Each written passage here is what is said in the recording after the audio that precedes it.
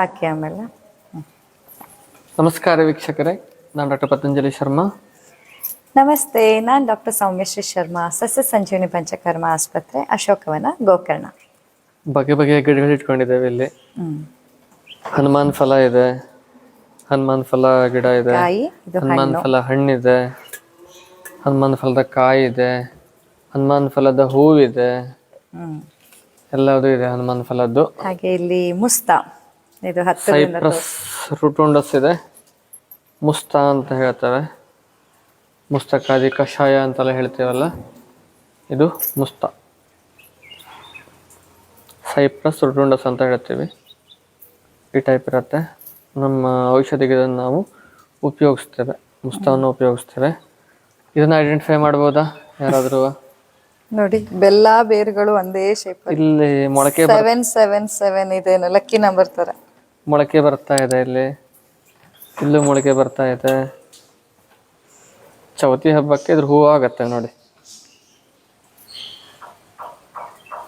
ನೋಡ್ಲಿಕ್ಕೆ ತುಂಬಾ ಚೆನ್ನಾಗಿರುತ್ತೆ ಹೂವು. ಇದ್ರದ್ದು ನೇಗ್ಲಿದ್ದಂಗಿದೆ ನೋಡಿ. ಇದಕ್ಕೆ ಸಂಸ್ಕೃತದಲ್ಲಿ ಅದಕ್ಕೆ ಹಲಿನಿ ಅಂತ ಹೇಳ್ತೇವೆ. ನೇಗ್ಲಿದ್ದಂಗಿರೋದಕ್ಕೆ ಹಲಿನಿ ಅಂತ ಹೇಳ್ತೇವೆ. ಹಿಂದಿಯಲ್ಲಿ ಇದಕ್ಕೆ ಕಲಿಹಾರಿ ಅಂತ ಹೇಳ್ತೇವೆ. ಅಗ್ನಿ ಶಿಕ್ಷೆ ಅಂತ ಹೇಳ್ತೇವೆ. ಹೂ ತುಂಬಾ ಸುಂದರವಾಗಿರುತ್ತೆ, ಅದಕ್ಕಾಗಿ ಗ್ಲೋರಿಯೋಸಾ ಅಂತ ಹೇಳ್ತಾರೆ. ಮತ್ತೆ ವಿಶೇಷತೆ ಅಂದ್ರೆ ಎಲ್ಲ ಬೇರುಗಳು ಹೀಗೆ ಇದೆ ನೋಡಿ, ಅಷ್ಟು ಬೇರುಗಳು. ಇದೊಂದು ಬಳ್ಳಿ. ಇದು ಹೇಗೆ ಅಂತಂದ್ರೆ, ಇದು ಹೋದ ವರ್ಷದ್ದು. ಈ ವರ್ಷ ಆಗ್ಬೇಕು ಅಂತಂದ್ರೆ ಮತ್ತೆ ಹೊಸದಾಗಿ ಮೊಳಕೆ ಬಂದು ಮತ್ತೆ ಗಿಡ ಆಗುತ್ತೆ, ಸಪರೇಟ್ ಆಗಿಬಿಡುತ್ತೆ, ಇಂಡಿಪೆಂಡೆಂಟ್ ಆಗತ್ತೆ. ಇದಕ್ಕೆ ನಾವು ಚೌತಿ ಹಬ್ಬದಲ್ಲಂತೂ ಬೇಕೇ ಇದ್ರ ಹೂವು. ಅದಕ್ಕಾಗಿ ನಾವು ಇದಕ್ಕೆ ಏನ್ ಹೇಳ್ತೇವೆ ಹೇಳಿ?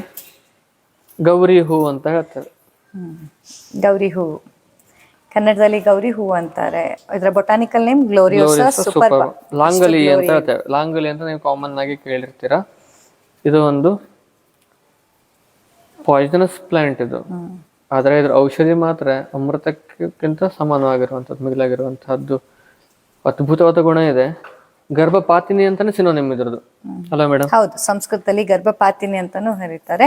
ಹಳೆ ಕಾಲದಲ್ಲೆಲ್ಲ ಇಲ್ಲಿಗಲ್ ಆಗಿ ಅಬಾರ್ಟ್ ಮಾಡ್ಲಿಕ್ಕೆ, ಅಂದ್ರೆ ಅನ್ವಾಂಟೆಡ್ ಗರ್ಭವನ್ನ ಪಾತನ ಮಾಡ್ಲಿಕ್ಕೆ ಕೂಡ ಇದನ್ನ ಬಳಕೆ ಮಾಡ್ತಿದ್ರು. ಸುಖ ಪ್ರಸವ ಕೂಡ ಉಪಯೋಗಿಸ್ತಿದ್ರು. ಹೌದು, 9ನೇ ತಿಂಗಳಿಗೆಲ್ಲವ ಪ್ರಸವ ಈಸಿಯಾಗಿ ಆಗ್ಲಿಕ್ಕೂ ಇದನ್ನ ಬಳಸ್ತಾರೆ. ಇದನ್ನ ಜಸ್ಟ್ ಕಟ್ಟಿದ್ರೆ ಸಾಕು ಅಂತ ಹೇಳ್ತಾರೆ.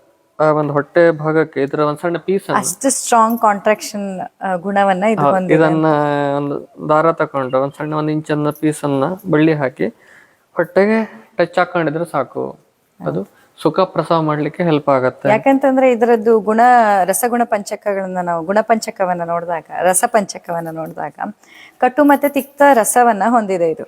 ಇದನ್ನ ತಿಂದಾಗ ಅದರ ಟೇಸ್ಟ್ ಕಟು ಮತ್ತೆ ತಿಕ್ತ ರಸವನ್ನ ಹೊಂದಿರೋದು. ಹಾಗೆ ಗುಣಗಳ ಬಗ್ಗೆ ಹೇಳೋದಾದ್ರೆ ತೀಕ್ಷ್ಣ ಗುಣ, ಸಿಕ್ಕಾಪಟ್ಟೆ ತೀಕ್ಷ್ಣತೆಯನ್ನು ಹೊಂದಿದೆ. ಹಾಗೆ ಲಘುವಾಗಿದೆ, ಹಗುರ ಇದೆ, ತೀಕ್ಷ್ಣತೆ ಇದೆ. ಏನಾಗತ್ತೆ ಹೇಳಿ, ತುಂಬಾ ಸ್ಪೀಡ್ ಆಗಿ ಇದು ನಿಮ್ಮ ದೇಹದೊಳಗೆ ಪೆನೆಟ್ರೇಟ್ ಆಗುವಂತಹ ಒಂದು ಸಾಮರ್ಥ್ಯವನ್ನ ಹೊಂದಿರತ್ತೆ. ತೀಕ್ಷ್ಣವೂ ಇದೆ, ಲಘುವೂ ಇದೆ. ಉಷ್ಣ ವೀರ್ಯ ದ್ರವ್ಯ. ಹೌದು. ಈಗ ಏನಾಗುತ್ತೆ ಕೆಲವೊಮ್ಮೆ ಅಂತಂದ್ರೆ, ಡೆಲಿವರಿ ಟೈಮಿಗೆ, ಲಾಸ್ಟ್ ಟೈಮಿಗೆ ತುಂಬಾ ತೊಂದರೆ ಆಗ್ತಾ ಇದ್ಬಿಡತ್ತೆ. ಅವಾಗ ತೈದಿ ಹಚ್ಚಿದ್ರೆ ಸಾಕು ಲೋವರ್ ಅಬ್ಡಮನಿಗೆ ಈಸಿಲಿ ಪ್ರಸವ ಆಗುವಂತ ಗುಣ ಇದೆ. ಆದ್ರೆ ಇದನ್ನ ಇಂಟರ್ನಲ್ ಯೂಸ್ ಅನ್ನ ಡೈರೆಕ್ಟ್ ಮಾಡ್ಲಿಕ್ಕಿಲ್ಲ, ಇದನ್ನು ಶೋಧನ ಮಾಡೇ ಉಪಯೋಗಿಸ್ಬೇಕು, ಹಾಗೆ ಉಪಯೋಗಿಸೋಂಗಿಲ್ಲ. ಇದು ಜೀವ ಕೂಡ ಹೋಗ್ಬೋದು, ಅಷ್ಟು ಸ್ಟ್ರಾಂಗ್ ಪೊಟೆನ್ಸಿಯನ್ನ ಹೊಂದಿರುವಂತಹ ವಿಷಯ. ಹಾಗೆ ಮತ್ತೆ ಇದು ವಿಪಾಕದಲ್ಲಿ ಕಟು ವಿಪಾಕ. ಸೊ ಕಟು ಮತ್ತೆ ತಿಕ್ತ ಟೇಸ್ಟ್ ಇರುತ್ತೆ, ವೀರ್ಯ ಉಷ್ಣ ವೀರ್ಯ ಆಗಿರುತ್ತೆ. ಗುಣದಲ್ಲಿ ಲಘು ಹಾಗೂ ತೀಕ್ಷ್ಣ ಗುಣವನ್ನ ಇದು ಹೊಂದಿರುತ್ತೆ. ಇನ್ನು ದೋಷಗಳ ಮೇಲೆ ಹೇಳೋದಾದ್ರೆ, ಇದು ಕಫ ಹಾಗೂ ವಾತ ಶಾಮಕ. ಕಫ ಹಾಗೂ ವಾತ ಶಾಮಕ ಆಗಿರೋದ್ರಿಂದ ಒಂದು ವಿಶಿಷ್ಟವಾದ ಔಷಧಿ. ಬಿಕಾಸ್ ಕಫ ಮತ್ತು ವಾತ ಎರಡು ವಿರುದ್ಧ ಗುಣವನ್ನು ಹೊಂದಿರೋದು. ಈ ಬ್ಯಾಕ್ ಪೇನಿಗೆಲ್ಲ ತುಂಬಾ ಚೆನ್ನಾಗಿ ಬರುತ್ತೆ. ಇದರ ಸತ್ವವನ್ನ ಯೂಸ್ ಮಾಡ್ತಾರೆ, ಅದ್ಭುತವಾಗಿ ಕೆಲಸ ಮಾಡುತ್ತೆ. ಆದ್ರೆ ದಯವಿಟ್ಟು ವಿಡಿಯೋ ನೋಡೋರಲ್ಲಿ ಎಲ್ಲರಲ್ಲೂ ವಿನಂತಿ, ನಾವು ಹೇಳ್ತಿದೀವಿ ಅಂತ ನಿಮ್ಮ ಮನೆ ಹತ್ರ ಇರೋ ಗೌರಿ ಬಳ್ಳಿಯನ್ನ ತೆಗೆದು ಡೈರೆಕ್ಟ್ ಆಗಿ ಉಪಯೋಗಿಸಬೇಡಿ. ಇದಕ್ಕೆ ಆಯುರ್ವೇದ ವೈದ್ಯರ ಸಲಹೆ ಪಡ್ಕೊಂಡೇ ಉಪಯೋಗಿಸ್ಬೇಕು. ಇದನ್ನ ಶೋಧನ ಮಾಡ್ತಾರೆ, ಇದರಿಂದ ಸತ್ವವನ್ನ ತಯಾರಿಸ್ತಾರೆ. ಈ ಒಂದು ಲಾಂಗಲಿ ಬೇರಿನಿಂದ ತೆಗೆದ ಸತ್ವವನ್ನ ಬಳಕೆ ಮಾಡ್ತಾರೆ. ಪ್ರಮಾಣ ಹೇಗೆ ಹೇಳಿದ್ದು? ಗುಂಜ ಪ್ರಮಾಣದಲ್ಲಿ ಹೇಳಿದ್ದಾರೆ. ಚಿಟಿಕಿ ಒಂದು ಅದು ಶೋಧನ ಮಾಡಿ ಆದ್ಮೇಲೆ ಒಂದು ಗುರುಗುಂಜಿ ಪ್ರಮಾಣದಲ್ಲಿ, ರತ್ತಿ ಪ್ರಮಾಣದಲ್ಲಿ ಹೇಳಿರುವಂತಹದ್ದು. ಹೌದು. ಹಾಗಾಗಿ ಕಫ ಮತ್ತು ವಾತದೋಷ ಎರಡನ್ನೂ ಇದು ಶಮನ ಮಾಡುತ್ತೆ. ಸೊ ಡೋಸೇಜ್ ಎಲ್ಲ mg ಫಾರ್ಮ್ ಅಲ್ಲಿ ಇನ್ನು ಇವರಿಗೆ ಗ್ರಾಮು ಮಿಲಿಗ್ರಾಮ್ ಹೇಳೋದಾದ್ರೆಲ್ಲ ಹಿಂಗೆ ಚಮಚಗಟ್ಲೆ ಎಲ್ಲ ತಗೊಳ್ಳೋ ಹಾಗಿಲ್ಲ, ಇದನ್ನ ಮಿಲಿಗ್ರಾಮ್ ಲೆಕ್ಕದಲ್ಲಿ ಹೇಳಿದ್ದಾರೆ. ಅಂಥ ಒಂದು ಸ್ಟ್ರಾಂಗ್ ಪೊಟೆನ್ಸಿ ಇದು ಹೊಂದಿರುವಂತಹ ಸಸ್ಯ. ಲಾಂಗಲಿ ಅಂತ ಹೇಳ್ತಾರೆ ಆಯುರ್ವೇದದಲ್ಲಿ, ಸಂಸ್ಕೃತದಲ್ಲಿ. ಇದರ ಯೂಸ್ಫುಲ್ ಪಾರ್ಟ್ ಅಲ್ಲಿ ಇದರ ಬೀಜ ಕೂಡ ಬರುತ್ತೆ, ಉಪಯೋಗಿಸ್ತಾರೆ ಔಷಧಿಯಲ್ಲಿ ಶೋಧನ ಮಾಡಿ. ಇದರ ಗಡ್ಡೆಯನ್ನು ಕೂಡ ಉಪಯೋಗಿಸ್ತಾರೆ. ಬೀಜದಿಂದ ಈಸಿಲಿ ಪ್ರೊಪಗೇಟ್ ಆಗುತ್ತೆ. ಹೌದು, ಮತ್ತೆ ಶೋಧನ ಮಾಡುವಾಗ ಇದನ್ನ ಹಸುವಿನ ಹಾಲಿನಲ್ಲಿ ಹೌದು, ಕುದಿಸುವಂತದ್ದು ಶೋಧನ ಪ್ರಕ್ರಿಯೆಯನ್ನ ಹೇಳಿದ್ದಾರೆ. ಮತ್ತೆ ಬೇರೆ ಬೇರೆ ರೀತಿಯ ಅಗ್ನಿ ಶಿಖೆ ಅಂತ ಹೇಳ್ತಾರೆ, ನೋಡ್ಲಿಕ್ಕೆ ಬೆಂಕಿ ಕಣ್ಣಂಗ್ ಕಾಣುತ್ತದೆ. ಆ ಹೂ ಕೂಡ ನೀವು ಗೌರಿ ಹೂವನ್ನ ನೋಡಿರ್ಬೋದು, ಹೂವು ಕಾಯಿ ಬೀಜ ಏನು ಬಂದಿರುತ್ತೆ ಎಲ್ಲ ಆ ಬೆಂಕಿಯ ಒಂದು ಹೀಟು ಹೌದು, ಬಾಡಿಯಲ್ಲಿ ನೋಡ್ಲಿಕ್ಕೆ ಕೂಡ ಬೆಂಕಿ ಕಣ್ಣಂಗ್ ಕಾಣುವಂಥದ್ದು. ಹೌದು, ಇದರ ಶೋಧನದಲ್ಲಿ ಗೋಮೂತ್ರದಲ್ಲಿ ಸೋಕ್ ಮಾಡಿ ಓವರ್ ನೈಟ್ ಇಡುವಂಥದ್ದು ಅಥವಾ ಅದರ ಹಾಲಿನಲ್ಲಿ ಕುದಿಸುವಂಥದ್ದು, ಹೀಗೆ ಬೇರೆ ಬೇರೆ ಮೆಥಡ್ಸ್ ಗಳಿದಾವೆ.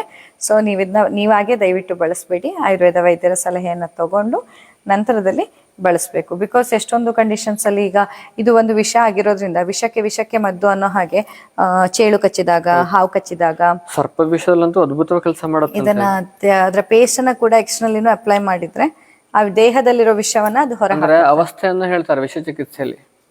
ಲಾಸ್ಟ್ ಇದರಲ್ಲಿ ಕಾಕೋಪದ ಚಿಕಿತ್ಸೆ ಅಂತ ಹೇಳುವಂತದ್ದು ರಾಜರ ಕಲ್ಲಲ್ಲಿ ಮಾಡ್ತಿದ್ರಂತೆ. ಈಗ ವಿಷ ಪೂರ್ತಿ ನೆತ್ತಿಗೆ ಏರಿದೆ ಅಂತ ಹೇಳ್ತಾರೆ, ಬ್ಲೂ ಆಗ್ಲಿಕ್ಕೆ ಸ್ಟಾರ್ಟ್ ಆಗುತ್ತೆ. ಲಾಸ್ಟ್ ಅದು ಯಾವುದೋ ಔಷಧಿ ಇಲ್ಲ. ಆವಾಗ ತಲೆಯನ್ನ ಕಾಕೋಪಾದ ರೀತಿಯಲ್ಲಿ ಕಾಗೆಯ ಪಾದ ಹೇಗಿರತ್ತಲ್ವಾ ಆ ಶೇಪ್ ಅಲ್ಲಿ ಇಲ್ಲಿ ಕತ್ತರಿಸಿ ಬ್ಲೀಡಿಂಗ್ ಸ್ಟಾರ್ಟ್ ಆಗತ್ತೆ. ಆವಾಗ ಇದರ ಲೇಪವನ್ನ ಮಾಡಿ ಅದಕ್ಕೆ ತಲೆ ಕೆಳಗೆ ಹಾಕಿ ನೇತು ಹಾಕ್ತಿದ್ರಂತೆ. ಕಾಲಿನ ಮೇಲೆ ಮಾಡಿ ತಲೆ ಕೆಳಗೆ ಮಾಡಿ ಕಂಬಕ್ಕೆ ನೇತು ಹಾಕ್ತಿದ್ರಂತೆ. ಎಲ್ಲ ವಿಷಯಗಳು ಅದರ ಮೂಲಕ ಹೊರಗಡೆ ಹೋಗುತ್ತೆ ಅಂತ ಹೇಳುವಂತದ್ದು. ಅಲ್ಲ ಡಾಕ್ಟ್ರೆ, ಯಾರು ಹೇಳಿದ್ದು Ayurveda is not for emergency care ಅಂತ ಅಲ್ವಾ? ನಾವ್ ಇಕ್ವಿಪ್ಡ್ ಇಲ್ಲ ಅಂತ ಅಂದ್ರೆ 18ನೇ ಶತಮಾನದಲ್ಲಿ ಕೂಡ ಮಾಡಿರುವಂತಹದ್ದು. ಕೆಳದಿ ಆಸ್ಥಾನದಲ್ಲಿ ಇದೆಲ್ಲ ತುಂಬಾ ಪ್ರಾಕ್ಟೀಸ್ ಇತ್ತಂತೆ. ಎಂತ ಅದ್ಭುತ ನೋಡಿ. ಮಕರ ಧ್ವಜಗಳನ್ನ ವಿತ್ ಗೋಲ್ಡ್ ಅನ್ನು ಯೂಸ್ ಮಾಡ್ತಿದ್ರು ಹೃದಯ ಸಂಬಂಧಿ ಸಮಸ್ಯೆಗಳು. ಎಷ್ಟು ಫಾಸ್ಟ್ ಆಗಿ ಆಕ್ಟ್ ಮಾಡುತ್ತೆ ಅದೆಲ್ಲ. ಹೌದು, ರಸೌಷಧಿಗಳು ಹಾಗೆ ಈ ವಿಷದ್ರವ್ಯಗಳೆಲ್ಲ ತುಂಬಾ ಅದ್ಭುತವಾಗಿ ಔಷಧಿಯಾಗಿ ಕೆಲಸ ಮಾಡುತ್ತೆ. ಆದ್ರೆ ಅದನ್ನ ಬಳಕೆ ಮಾಡ್ಲಿಕ್ಕೆ ವೈದ್ಯನಿಗೆ ಅಷ್ಟು ನಾಲೆಜ್ ಇರಬೇಕು, ವೈದ್ಯನಿಗೆ ಅಷ್ಟು ಅದರ ಮೇಲೆ ಹಿಡಿತ ಇರಬೇಕು. ಆಗ ಆಯುರ್ವೇದ ಕೂಡ ಈಗಲೂ ನಾವು ಎಷ್ಟೋ ಕಡೆಯಲ್ಲಿ ಕೇಳಿದೀವಿ ಅಲ್ವಾ, ICUಗೆಲ್ಲ ಹೋಗಿ ಚಿಕಿತ್ಸೆಯನ್ನ ಕೊಡುವಂತ ಆಯುರ್ವೇದ ವೈದ್ಯರು ಈಗಲೂ ಇದ್ದಾರೆ. ಪುಣಾದಲ್ಲೆಲ್ಲ ಕೆಲವೊಂದು ಕಡೆ ಎಲ್ಲ ಇನ್ನು ಏನೂ ಆಗಲ್ಲ, ಮಾಡರ್ನ್ ಸಿಸ್ಟಮ್ ಅಲ್ಲಿ ಕೂಡ ಏನೂ ಆಗಲ್ಲ ಅನ್ನೋದ್ರಲ್ಲಿ ICUಗೆ ಹೋಗಿ ಕೆಲವೊಂದು ಬೇರನ್ನ ತೆಗೆದು ಕೊಡುವಂಥದ್ದು, ಯಾವ್ದಾದ್ರು ಪೋಟಲಿಯನ್ನ ಕೊಡುವಂಥದ್ದು, ಆಮೇಲೆ ರಸೌಷಧಿಗಳನ್ನ ಕೊಡುವಂಥದ್ದು, ಇಂತಹ ಪ್ರಯೋಗ ಮಾಡುವ ವೈದ್ಯರು ಈಗಲೂ ಇದ್ದಾರೆ.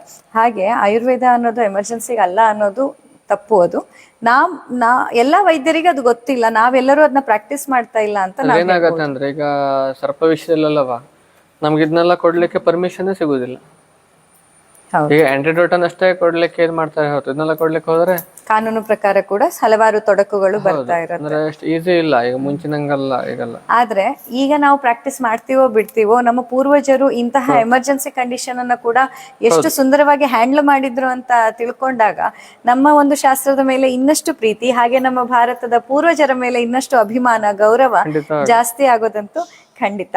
ಸೊ ಅಂತಹ ಎಲ್ಲಾ ವಿಷಯಗಳಲ್ಲಿ ಈಗ ಕಾಡು ಜೇನು ಕಚ್ಚಿದಾಗ, ಜೇನು ಹುಳ ಒಟ್ಟಿಗೆ ಒಂದು 20-30 ಕಚ್ಚಿದ್ರೆ ಸಾವೇ ಅಂತ ಹೇಳ್ತಾರೆ. ಬಟ್ ಅಂತಹ ಎಲ್ಲಾ ಕಂಡೀಷನ್ಸ್ ಗಳಲ್ಲಿ ಲಾಂಗಲಿಯ ಪ್ರಯೋಗದ ಬಗ್ಗೆ ಉಲ್ಲೇಖವು ನಮ್ಗೆ ನೋಡ್ಲಿಕ್ಕೆ ಸಿಗತ್ತೆ. ವೃಶ್ಚಿಕ ವಿಷಯದಲ್ಲಿ ಚೇಳು ಕಚ್ಚಿದಾಗ, ಜೇನು ಕಚ್ಚಿದಾಗ, ಹಾವು ಕಚ್ಚಿದಾಗ, ಬೇರೆ ಬೇರೆ ರೀತಿಯ ವಿಷದ್ರವ್ಯಗಳನ್ನ ನಿಮ್ಮ ದೇಹದಿಂದ ಹೊರ ಹಾಕ್ಲಿಕ್ಕೆ ಇದು ಹೆಲ್ಪ್ ಆಗತ್ತೆ ಅಂತ.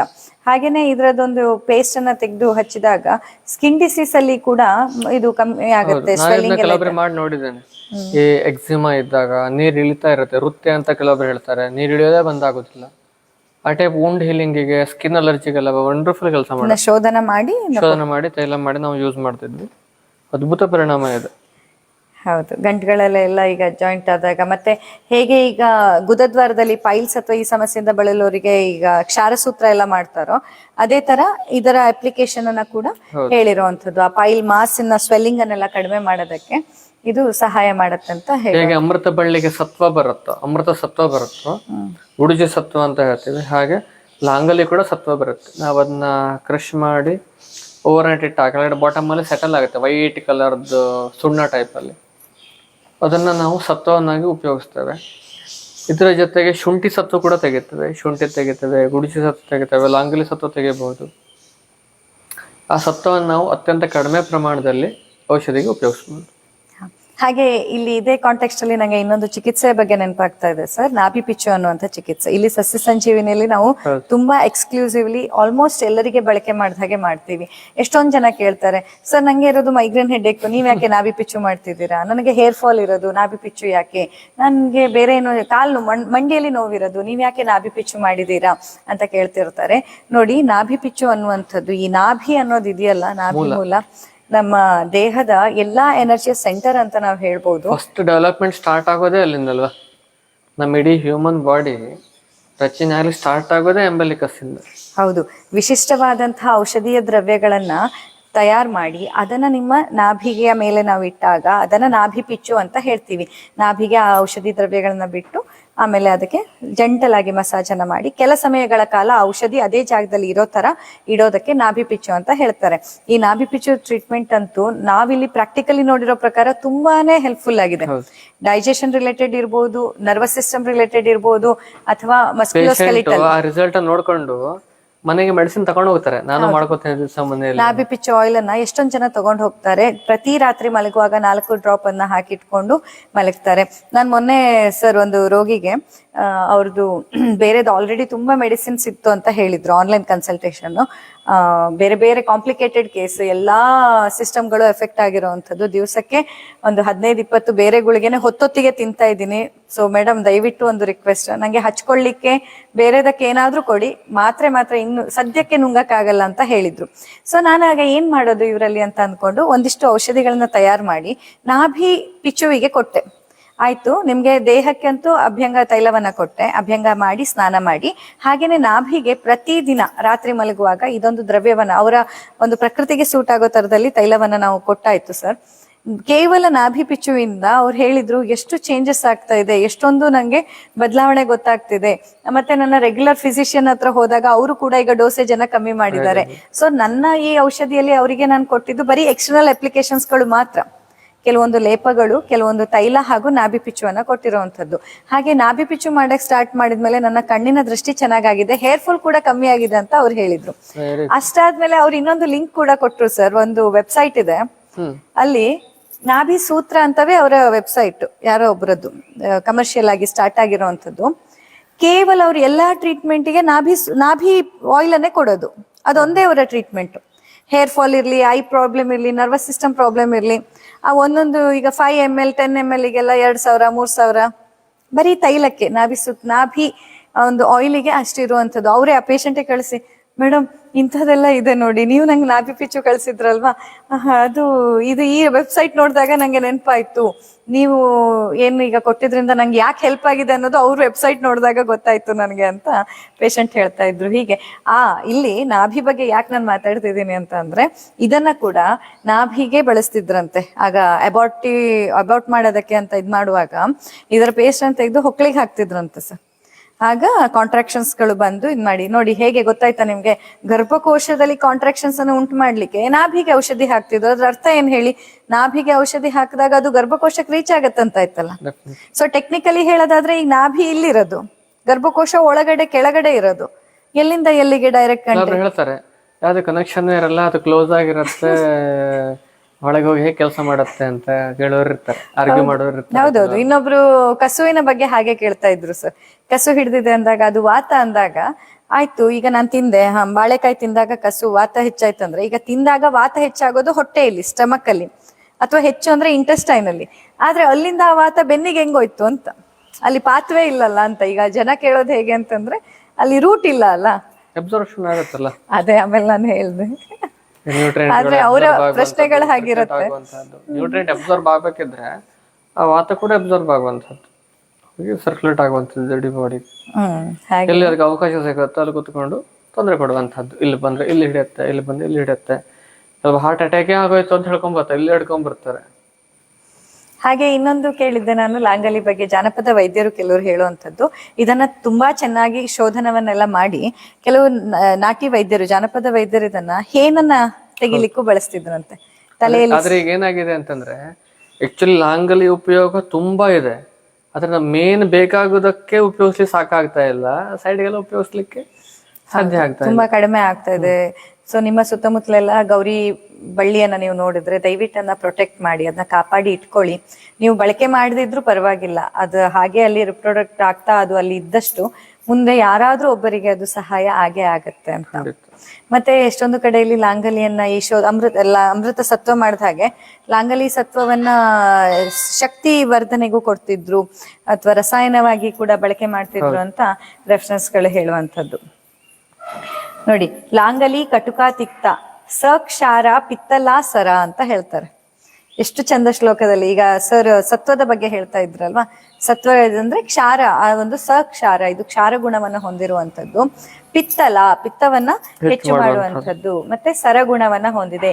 ತೀಕ್ಷ್ಣೋಷ್ಣ ಗರ್ಭ ಲಘ್ವಿ ಬಸ್ತಿಶೂಲ ನಿಬರ್ಹಣಿ ಅಂತ ಹೇಳುತ್ತೆ. ಸೊ ನಿಮ್ಮ ಬ್ಲಾಡರ್ ಸಂಬಂಧಪಟ್ಟಂತಹ ನೋವು ಅಥವಾ ಆ ಒಂದು ಸಮಸ್ಯೆಗಳಲ್ಲಿ ಕೂಡ ಕೆಲಸ ಮಾಡುತ್ತೆ. ಬಸ್ತಿಶೂಲ ನಿಬರ್ಹಿಣಿ ಅಂತ ಭಾವಪ್ರಕಾಶ ನಿಘಂಟುವಿನಲ್ಲಿ ಹೇಳಿರುವಂತದ್ದು. ಗರ್ಭಪಾತ ಮಾಡತ್ತೆ ಇದು ಅಂತ. ತೀಕ್ಷ್ಣೋಷ್ಣ ಗರ್ಭ. ಆಮೇಲೆ ಬಲಾಸ ಕುಷ್ಠ ಶೋಫ ವ್ರಣ ಜಂತು ವಿನಾಶಿನಿ. ಜಂತು ಅದೇ, ಮತ್ತೆ ವ್ರಣ ಜಂತು, ಆ ವ್ರಣದಲ್ಲಿ ಇದ್ದಂತಹ ಮೈಕ್ರೋ ಆರ್ಗಾನಿಸಮ್ಸ್ ಗಳನ್ನ ಸಾಯಿಸತ್ತೆ. ದುಷ್ಟ ವ್ರಣ ಇರುತ್ತೆ, ಕ್ರಾನಿಕ್ ವೋಂಡ್ ಇರುತ್ತೆ, ಏನ್ ಮಾಡ್ರು ಹೀಲ್ ಮಾಡ್ಲಿಕ್ಕೆ ಆಗೋದಿಲ್ಲ. ನೀವು ಕೇಳಿರ್ಬೋದು, ಕ್ರಾನಿಕ್ ವೋಂಡ್ 10 ವರ್ಷ 15 ವರ್ಷದಿಂದ ಆಗಿರುತ್ತೆ, ಏನ್ ಡೈಲಿ ಡ್ರೆಸ್ಸಿಂಗ್ ಮಾಡ್ರು ಕಡಿಮೆ ಮಾಡ್ಲಿಕ್ಕೆ ಆಗೋದಿಲ್ಲ. ಆವಾಗ ನಾವು ತ್ರಿಫಲ ಕಷಾಯಗಳೆಲ್ಲ ವಾಶ್ ಮಾಡಿ ಅಥವಾ ಪಂಚಮವಾಲಕದಲ್ಲಿ ವಾಶ್ ಮಾಡಿ ಲಾಂಗಲಿ ಪ್ರಯೋಗವನ್ನ ಮಾಡಬಹುದು. ಹೌದು, ಇದನ್ನ ಕಯ್ಯದೇವ ನಿಘಂಟುವಿನಲ್ಲಿ ವಿಶಿಷ್ಟವಾಗಿ ಮಾಡುತ್ತೆ. ಆ ಮೈಕ್ರೋ ಆರ್ಗನಿಸಮ್ಸ್ ಅನ್ನ ಸಾಯಿಸಿ ಹೆಲ್ತಿ ಟಿಶ್ಯೂ ಗ್ರೋತ್ ಆಗ್ಲಿಕ್ಕೆ ಹೆಲ್ಪ್ ಮಾಡುತ್ತೆ. ಹೌದು. ಸೊ ನಾನ್ ಹೀಲಿಂಗ್ ಅಲ್ಸರ್ಸ್ ಗಳಲ್ಲಿ, ಗ್ಯಾಂಗ್ರೀನ್ ಗಳಲ್ಲೆಲ್ಲ ತುಂಬಾ ಚೆನ್ನಾಗಿ ಇದು ಹೆಲ್ಪ್ ಆಗತ್ತೆ. ಸೊ ಕಯ್ಯದೇವ ನಿಘಂಟು, ಧನ್ವಂತರಿ ನಿಘಂಟು, ಭಾವಪ್ರಕಾಶ ನಿಘಂಟು ಇವೆಲ್ಲ ನಂತರದ ಕಾಲದಲ್ಲಿ ಬಂದಂತವ್ರು. ಸೊ ಆಯುರ್ವೇದದ ನಂತರದಲ್ಲಿ ಕೂಡ ಇದು ತುಂಬಾ ಎಕ್ಸ್ಕ್ಲೂಸಿವ್ಲಿ ಯೂಸ್ ಅಲ್ಲಿ ಇತ್ತು, ಬಳಕೆಯಲ್ಲಿ ಇತ್ತು ಅನ್ನೋದಕ್ಕೆ ಇದೊಂದು ಸಾಕ್ಷಿ. ಆಲ್ಮೋಸ್ಟ್ ಎಲ್ಲ ಇದರಲ್ಲಿ ಕೂಡ ಗುಣ ಅದೇ ಹೇಳ್ತಾರೆ, ರೂಕ್ಷ ಗುಣ, ಕಟು ಗುಣ ಇರುವಂತದ್ದು ಅಂತ. ಮತ್ತೆ ಕಫವಾತ ವಿನಾಶಿನಿ, ತಿಕ್ತ ಸರಾಚ ಶ್ವಯತ್ತು, ಗರ್ಭ ಶಲ್ಯ ವ್ರಣಾಪಹ ಅಂತ. ಸೊ ಗರ್ಭವನ್ನು ಸ್ವೆಲ್ಲಿಂಗ್ ಇರುವಂತಹದ್ದು, ಅದನ್ನು ಕೂಡ ಕಡಿಮೆ ಮಾಡುವಂತ. ಹೌದು, ಸ್ವೆಲ್ಲಿಂಗ್ ಅನ್ನ ರೆಡ್ಯೂಸ್ ಮಾಡುತ್ತೆ, ಹಾಗೆ ಗರ್ಭವನ್ನ ಹರಣ ಮಾಡುತ್ತೆ, ಮತ್ತೆ ಅದರ ಜೊತೆಯಲ್ಲಿ ಇರುವಂತಹ ದುಷ್ಟ ವ್ರಣವನ್ನ ಇದು ಗುಣಪಡಿಸತ್ತೆ ಅಂತ ಹೇಳುವಂಥದ್ದು. ಸೊ ಕಲಿಹಾರಿ ಅಂತ ಇದಕ್ಕೆ ಹೇಳ್ತಾರೆ, ಯಾಕಂದ್ರೆ ಈ ಬೇರು ಏನಿದೆ ಇದು ನೇಗಿಲು ನೋಡ್ದಾಗ ಆಗತ್ತೆ ಇದನ್ನ ಅಂತ. ಈ ಬೇರಿನ ಶೇಪ್ ನೋಡಿರ್ಬೋದು ನೀವು, ಎಲ್ಲಾ ಬೇರುಗಳು ನೋಡಿ. ಸೊ ನೀವೇನಾದ್ರೂ ನಿಮ್ಮ ಸುತ್ತಮುತ್ತಲಲ್ಲಿ ಇದ್ದಂತ ಬಳ್ಳಿಯನ್ನ ಕಿತ್ತು ಹಾಕಿದಾಗ ಆ ಬಳ್ಳಿಯ ಬೇರುಗಳು ಈ ತರ ಇದ್ರೆ ಅದು ಲಾಂಗಲಿ ಅಂತ. ಎಲ್ಲ ಬೇರುಗಳು ಹೀಗೆ ಇರುತ್ತೆ, ಇದೇ ಶೇಪ್ ಅಲ್ಲಿ ಇರುತ್ತೆ. ಎಲ್ಲ ಗಿಡ ಆಗ್ತಾ ಇದೆ, ಎಲ್ಲ ಮೊಳಕೆ ಬರ್ತಾ ಇದೆ. ಮಳೆಗಾಲ ಆಗಿರೋದ್ರಿಂದ ವಾತಾವರಣದಲ್ಲಿರುವಂತಹ ಮಾಯಿಶ್ಚರ್ ಅನ್ನ ಹಿಡ್ಕೊಂಡು ಮಾಡ್ತಾ ಇದೆ ಹೀಗೆ. ಸೊ ಇದನ್ನ ಕ್ಷಾರವಾಗಿ ಯೂಸ್ ಮಾಡ್ತಾರೆ. ಹಾಗೆ ಪಿತ್ತದೋಷ ಇದು ಜಾಸ್ತಿ ಮಾಡೋದ್ರಿಂದ ಬಳಕೆ ಮಾಡುವಾಗ ವೈದ್ಯರ ಸಲಹೆ ಇಲ್ಲದೆ ನೀವು ಯಾರೂ ಕೂಡ ಇದನ್ನ ಬಳಕೆ ಮಾಡಬಾರ್ದು. ಎಲ್ಲ ಹೆಚ್ಚಿನ ಕಫ ರೋಗಗಳಲ್ಲಿ ಅಥವಾ ಎಲ್ಲ ಚಾಲೆಂಜಿಂಗ್ ರೋಗಗಳಲ್ಲಿ ಇದನ್ನ ಬಳಸೋದು. ಬೇರೆ ಯಾವ್ದು ಮಾಮೂಲಿ ಔಷಧಿಗಳಲ್ಲಿ ಆಗ್ಲಿಲ್ಲ ಅಂತಂದಾಗ, ಹೇಗೆ ನಾವು ಲೋಕಲ್ ಹಾಸ್ಪಿಟಲ್ ಅಲ್ಲಿ ಆಗದೆ ಹೈಯರ್ ಸೆಂಟರ್ಸ್ಗೆ ಹೋಗ್ತೇವೋ, ನಾವು ಕೆಲವೊಂದು ಕ್ಯಾನ್ಸರ್ ಟ್ರೀಟ್ಮೆಂಟ್ಗೂ ಯೂಸ್ ಮಾಡಿದ್ದೀನಿ ಮುಂಚೆ. ನಂಗೆ ಅವೈಲಬಿಲಿಟಿ ಸಿಗ್ತಾ ಇಲ್ಲ, ಶೋಧನ ಮಾಡಿ ಕೆಲವೊಂದು ಗಡ್ಡೆಗಳನ್ನ ಕರಗಿಸ್ಲಿಕ್ಕೆ ಕೂಡ ನಾವು ಅದನ್ನ ಉಪಯೋಗಿಸಿದ್ದೆ. ಅದನ್ನ ರಿಸಲ್ಟ್ ಚೆನ್ನಾಗಿತ್ತು, ಆದ್ರೆ ಅಷ್ಟು ನಮ್ಗೆ ಯಥೇಚ್ಛವಾಗಿ ಸಿಗದೇ ಇರೋದ್ರಿಂದ ಅದು. ಮತ್ತೆ ಪ್ರೊಸೆಸ್ ತುಂಬಾ ಇದೆ, ಆಗಿಂದಾಗಿ ಪ್ರಯೋಗ ಮಾಡ್ಲಿಕ್ಕೆ ಆಗೋದಿಲ್ಲ, ಅದನ್ನ ಶೋಧನ ಮಾಡಿ ತುಂಬಾ ಟೈಮ್ ಬೇಕು. ಹೌದು. ಮತ್ತೆ ಈಗ ಮಾರ್ಕೆಟ್ ಅಲ್ಲಿ ಸಿಗುವಂತಹ ಬೃಹತ್ ಮರೀಚಾದಿ ತೈಲ ಅಥವಾ ಚಿತ್ರಕಾದಿ ತೈಲದಲ್ಲೆಲ್ಲ ಇದು ಕೂಡ ಒಂದು ಇಂಗ್ರೀಡಿಯೆಂಟ್. ಅಂದ್ರೆ ಹೆಚ್ಚಿನವರು ನೀವು ಮಾರ್ಕೆಟ್ ಇಂದ ತಂದು ಬಳಸಿರ್ತೀರಾ, ಬಟ್ ನಿಮ್ಗೆ ಅದರಲ್ಲಿ ಲಾಂಗಲಿ ಅನ್ನುವಂಥ ವಿಷದ್ರವ್ಯನೂ ಇದೆ ಅಂತ ಗೊತ್ತಿರಲ್ಲ. ಸೊ ನೀವು ತಂದಂತಹ ತೈಲಗಳಲ್ಲಿ ಬೃಹತ್ ಮರೀಚಾದಿ ತೈಲದಲ್ಲೂ ಇದೊಂದು ಇಂಗ್ರೀಡಿಯೆಂಟ್, ಹಾಗೆ ಚಿತ್ರಕಾದಿ ತೈಲದಲ್ಲಿ ಕೂಡ ಇದೊಂದು ಇಂಗ್ರೀಡಿಯೆಂಟ್ ಆಗಿ ಬಳಸಿರ್ತಾರೆ. ಸೊ ಹೀಗೆ ಇಂತಹ ಒಂದು ವಿಶಿಷ್ಟವಾದಂತಹ ಲಾಂಗಲಿಯನ್ನ ಇವತ್ತು ಈ ಮಳೆಗಾಲ ಅಂತಂದ್ರೆ ನಮ್ಗೊಂಥರ ಖುಷಿ. ಎಲ್ಲಾ ಸಸ್ಯಗಳು ಹಸಿರಿರುತ್ತೆ, ಹಾಗೆ ಎಲ್ಲಾ ಒಂದು ಔಷಧಿ ಸಸ್ಯಗಳನ್ನ ನಾವೀಗ ಮತ್ತೆ ಹಾರ್ವೆಸ್ಟಿಂಗ್ ಮಾಡ್ತಾ ಇರ್ತೀವಿ. ಈ ಲಾಂಗಲಿನೂ ಅಷ್ಟೇ. ಈಗ ನಿನ್ನೆ ಅಷ್ಟೇ ನಮ್ಮ ಈ ಒಂದು ಸಸ್ಯ ಸಂಜೀವಿನಿ 2ನೇ ಬ್ರಾಂಚ್ ಏನಿದೆ ಸಮುದ್ರದ ದಂಡೆಯಲ್ಲಿ ನಾವು ಮಾಡ್ತಾ ಇರುವಂತದ್ದು. ಸೊ ಅಲ್ಲಿ ಒಂದಿಷ್ಟು 10 ಗಿಡ ನೆಟ್ಟುವ ಲಾಂಗಲಿದು 20 ಆಗಿದೆ ಅಲ್ವಾ, ಒಂದು 10-20 ಲಾಂಗಲಿಯ ಈ ಬೇರುಗಳನ್ನ ನಾವು. ಇದು ಹಳೆ ಬೇರು, ಇದು ಹೊಸ ಬೇರು ವೈಟ್ ಇರುತ್ತೆ, ಬಿಳಿ ಬಣ್ಣದಲ್ಲಿರುತ್ತೆ, ಇದೇ ಬಣ್ಣದಲ್ಲಿರುತ್ತೆ ಹೊಸ ಬೇರು. ಅದನ್ನ ನಾವು ಹಾಗೆ ಇಟ್ಟಿದೀವಿ, ಹಳೆ ತಗೊಬಂದಿದೀವಿ. ಇದನ್ನ ಕಟಿಂಗ್ ಮಾಡಿ ಮತ್ತೆ ನೆಡ್ತೇವೆ. ಇದನ್ನ ಔಷಧಿಗೆ ಉಪಯೋಗಿಸ್ತೇವೆ. ಇದು ಮತ್ತೆ ಹೊಸ ಗಿಡವಾಗಿ ಬೆಳೀತದೆ. ಎಸ್. ಈಗ ಪ್ರೊಪಗೇಷನ್ ಕೂಡ ತುಂಬಾ ಇಂಪಾರ್ಟೆಂಟ್. ಔಷಧಿಗೆ ಉಪಯೋಗಿಸ್ಕೊಂಡು ಒಂದ್ ಗಿಡ ಕಿತ್ತರೆ 2 ಗಿಡ ನೆಡಬೇಕು ಅದು. ಹೌದು, ನಮ್ಮ ಇಲ್ಲಿ ಸಿದ್ಧಾಂತ ಅಷ್ಟೇ. ನಾವೀಗ ನೋಡಿ ಲಕ್ಷ್ಮಣ ಫಲ ಅಥವಾ ಇನ್ನೊಂದನ್ನ ನಾವಿಲ್ಲಿ ಏನ್ ಬಳಸ್ತಿದೀವಿ, ನಾವು ಒಂದು ಮರದಿಂದ ಬಳಸ್ತಾ ಇದ್ರೆ ಮತ್ತೆ 50 ಗಿಡಗಳನ್ನ ನೆಟ್ಟಿದ್ದೀವಿ. ಹನುಮಫಲ ಅಂತೂ, ಹನುಮಫಲ ಲಕ್ಷ್ಮಣ ಫಲ ಹೋದ ವರ್ಷ ವನ ಮಹೋತ್ಸವಕ್ಕೆ ನೆಟ್ಟಿದ್ದು ಆಲ್ಮೋಸ್ಟ್ 50 ಗಿಡಗಳು ಎಲ್ಲ ಬಚಾವಾಗಿದೆ, ಎಲ್ಲ ಚೆನ್ನಾಗಿ ಬೆಳೀತಾ ಇದ್ದಾವೆ. ಹೀಗೆ ನಾವು ಔಷಧಿ ದ್ರವ್ಯಗಳನ್ನ ಉಪಯೋಗ ಮಾಡೋದು, ಅವುಗಳ ಬಗ್ಗೆ ತಿಳ್ಕೊಳ್ಳೋದು ಎಷ್ಟು ಇಂಪಾರ್ಟೆಂಟೋ ಅವುಗಳನ್ನ ಕಾಪಾಡ್ಕೊಳ್ಳೋದು ಕೂಡ ಅಷ್ಟೇ ಈಕ್ವಲಿ ಇಂಪಾರ್ಟೆಂಟ್ ಆಗಿರುತ್ತೆ. ಇದು ತಡೀರಿ, ಓಪನ್ ಮಾಡೋದು ಎಲ್ಲರಿಗೆ ಕಾಣ್ಲಿ, ದೂರ ಇದ್ದಾರೆ ಅವರು, ಕಾಣಲ್ಲ ಅವರಿಗೆ. ಸೊ ನೆಕ್ಸ್ಟ್ ಇಲ್ಲಿ ಸರ್ ಕೈಯಲ್ಲಿ ನೀವು ಏನ್ ನೋಡ್ತಾ ಇದ್ದೀರಾ, ಇದನ್ನ ಹನುಮ ಫಲ ಅಂತ ಹೇಳ್ತಾರೆ. ಆಹಾ, ನೋಡಿ ಎಷ್ಟು ಸುಂದರವಾಗಿದೆ. ನಿಮ್ಮಲ್ಲಿ ಯಾರ್ಯಾರು ಹನುಮ ಫಲವನ್ನ ಈಗಾಗಲೇ ನೋಡಿದ್ದೀರಾ? ಹನುಮ ಫಲವನ್ನ ನೋಡಿದವರು ಈಗಲೇ ಒಮ್ಮೆ ಕಮೆಂಟ್ ಮಾಡಿ. ಇದನ್ನ ಬೊಟಾನಿಕಲ್ ನೇಮ್ ಇದಕ್ಕೆ ಅನೋನಾ ಗ್ಲಾಬ್ರಾ ಅಂತ ಹೇಳ್ತಾರೆ. ಸೀತಾಫಲ, ರಾಮಫಲ, ಲಕ್ಷ್ಮಣ ಫಲ ಅವುಗಳ ಬಗ್ಗೆ ಎಲ್ಲ ಕೇಳಿದ್ರಲ್ಲ ನೀವು. ಇದು ಹನುಮ ಫಲ. ಇಲ್ಲಿ ಏನಾಗುತ್ತೆ ಅಂತಂದ್ರೆ ಲಕ್ಷ್ಮಣ ಫಲ ಅನ್ನೋದು ಅನೋನಾ ಮ್ಯೂರಿಕಾಟ, ಹಾಗೇನೆ ಸೀತಾಫಲ ಅಂತ ಬಂದಾಗ ಅನೋನಾ ಸ್ಕ್ವಾಮೋಸ್ ಆಗಿರುತ್ತೆ. ಅದು ರಾಮಫಲ ಅಂತ ಬಂದಾಗ ಅನೋನಾ ರೆಟಿಕ್ಯುಲೇಟ ಆಗಿರುತ್ತೆ. ಸೊ ಎಲ್ಲದೂ ಬೇರೆ ಬೇರೆ ಸ್ಪೀಶೀಸ್ಗಳು, ಒಂದೇ ಜೀನಸ್ ಸ್ಪೀಶೀಸ್ಗಳು, ಒಂದೇ ಕುಟುಂಬ ಆದ್ರೂ ಕೂಡ ಇದು ಒಂದೇ ಬೇರೆ. ಇದನ್ನ ಕ್ಯಾನ್ಸರ್ ವಿರುದ್ಧ ಬಳಸ್ತಾರೆ, ಹೃದಯ ಸಂಬಂಧಿ ಕಾಯಿಲೆಗಳಲ್ಲಿ ಇದನ್ನ ಬಳಕೆ ಮಾಡ್ತಾರೆ, ಜೀರ್ಣಕ್ರಿಯೆ ಚೆನ್ನಾಗಿ ಆಗಕ್ಕೆ ಬಳಸ್ತಾರೆ. ಹಾಗೆ ಡಯಾಬಿಟಿಸ್ ಬರ್ದೇ ಇರೋ ಹಾಗೆ ತಡಿಲಿಕ್ಕೆ ಕೂಡ, ಅಂದ್ರೆ ನಿಮ್ಮ ಫ್ಯಾಮಿಲಿಯಲ್ಲಿ ಡಯಾಬಿಟಿಕ್ ಹಿಸ್ಟ್ರಿ ತುಂಬಾ ಇದ್ರೆ ಡಯಾಬಿಟಿಸ್ ಬರ್ದೇ ಇದ್ದ ಹಾಗೆ ತಡಿಲಿಕ್ಕೆ ಕೂಡ ಇದನ್ನ ಬಳಸ್ತಾರೆ. ನಿಮ್ಮ ಮೂಳೆಗಳು ತುಂಬಾ ಸ್ಟ್ರಾಂಗ್ ಆಗತ್ತೆ ಇದನ್ನ ಬಳಕೆ ಮಾಡಿದ್ರೆ. ಮತ್ತೆ ಒಂದು ನಮ್ಮ ಮೆಟಬಾಲಿಕ್ ಆಕ್ಟಿವಿಟಿಯನ್ನ ಚೆನ್ನಾಗಿ ಮಾಡ್ಲಿಕ್ಕೆ ಒಂದು ಸಪ್ಲಿಮೆಂಟ್ ಆಗಿ ಕೂಡ ಈ ಒಂದು ಸಸ್ಯದ ಬಳಕೆ ಇರುವಂಥದ್ದು. ಸೊ ಇದು ಅನೋನಾ ಗ್ಲಾಬ್ರಾ. ಸೊ ಇದರದ್ದು ಎಲೆಯನ್ನ ನೀವು ನೋಡ್ಬೋದು. ಇಲ್ಲಿ ಎಲೆ, ಕಾಯಿ ಹಾಗೂ ಹಣ್ಣು ಎಲ್ಲವನ್ನ ನಿಮ್ಗಿಲ್ಲಿ ನೋಡ್ಲಿಕ್ಕೆ ಸಿಗ್ತಾ ಇರುವಂಥದ್ದು.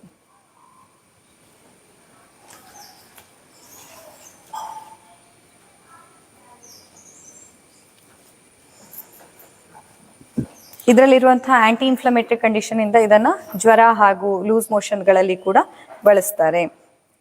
ಯಾವ್ದಾದ್ರು ಹೊಟ್ಟೆಯಲ್ಲಿ ಜಂತು ಆದಾಗ, ವರ್ಮ್ ಇನ್ಫೆಸ್ಟೇಷನ್ಸ್ ಆದಾಗ ಕೂಡ ಬಳಸ್ತಾರೆ. ಗಾಯ ಒಣಗ್ಲಿಕ್ಕೆ ಕೂಡ ಇದರ ಎಲೆ ಹಾಗೂ ಈ ತೊಗಟೆಯನ್ನ ಗಾಯ ಒಣಗ್ಲಿಕ್ಕೆ ಕೂಡ ಬಳಕೆ ಮಾಡ್ತಾರೆ. ಈ ತೊಗಟೆ ಬಳಕೆ ಆಗತ್ತೆ, ಇದೇನಿದೆ ಅಲ್ಲ ನೋಡಿ, ಇದು ತೊಗಟೆ. ಸೊ ಈ ತೊಗಟೆ ಗಾಯವನ್ನ ಒಣಗಿಸ್ಲಿಕ್ಕೆ ಕೂಡ ಸಹಾಯ ಮಾಡುವಂಥದ್ದು.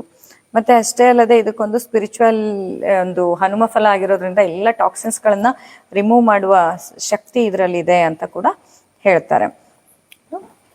ಹನುಮ ಫಲ, ಹನುಮ ಫಲ ಹೇಗಿದೆ ಅಂತ ತಿಂದು ನೋಡೋಣ. ಟೇಸ್ಟ್, ಮೊನ್ನೆ ನಾನು ಇದರಿಂದ ಮಾಡಿದಂತಹ ಜಾಮನ ನಿಮ್ಮೆಲ್ಲರಿಗೆ ತೋರಿಸಿದ್ದೆ, ನೀವು ನೋಡಿದ್ರಿ. ಇದನ್ನ ಬೆಲ್ಲದೊಟ್ಟಿಗೆ ಸೇರಿಸಿ ಜಾಮ್ ಮಾಡಿ ಇಟ್ಕೋತೀವಿ, ಯಾಕಂದ್ರೆ ಹಣ್ಣನ್ನ ಜಾಸ್ತಿ ಸಮಯ ಇಡಕ್ಕಾಗಲ್ಲ ಅಲ್ವಾ. ಸೊ ಈ ಹಣ್ಣನ್ನ ಹೀಗೆ ತೆಗೆದು ಇಲ್ಲ,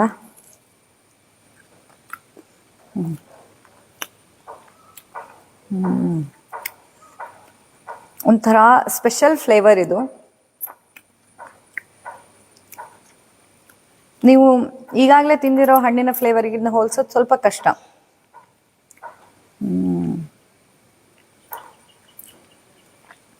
ಆ ಅರೋಮಾ ಏನಿದೆ, ಹಾಗೆ ಅದರ ಬೀಜದ ಬಣ್ಣ ನೋಡಿ, ಮಣ್ಣಲ್ಲ ಎಂತ ಬ್ರೌನ್ ಕಲರ್ ಅಂತ ಹೇಳುವಂಥದ್ದು.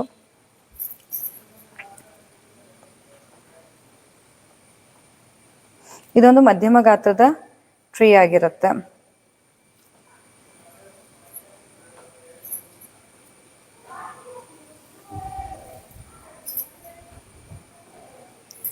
ತುಂಬಾ ಟೇಸ್ಟಿಯಾಗಿದೆ. ಈ ಫ್ಲೇವರನ್ನ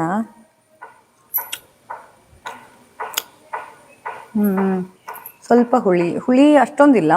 ಈಗ ಲಕ್ಷ್ಮಣ ಫಲದಲ್ಲೆಲ್ಲ ಸ್ವಲ್ಪ ಹುಳಿ ಜಾಸ್ತಿ ಇರತ್ತಲ್ಲ,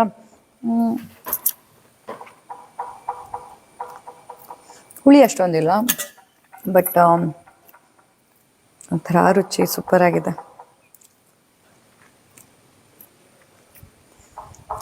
ಆ ಫ್ಲೇವರೇ ಇಷ್ಟ ಆಗ್ತಾ ಇದೆ, ಒಂಥರ ಚೆನ್ನಾಗಿದೆ ಅದು.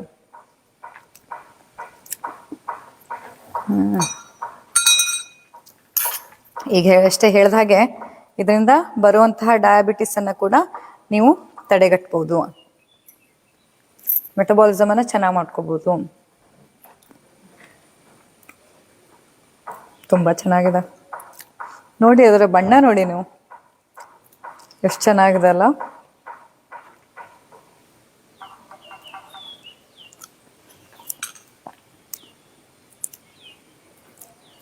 ನೀವೆಲ್ಲ ಇದು ಒಂದೊಂದು ಗಿಡ ನೆಟ್ಕೋಬೇಕು. ಈ ಹಣ್ಣನ್ನು ಹೀಗೆ ಫ್ರೆಶ್ ನೀವು ತಿಂದು ನೋಡಬೇಕು. ಅದರದ್ದು ರುಚಿಯನ್ನು ನಾನು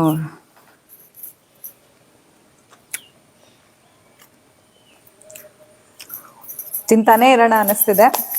ಆದರೆ ನಿಮಗೆಲ್ಲ ಆಸೆ ಆಗುತ್ತೆ ಗೊತ್ತು ನನಗೆ.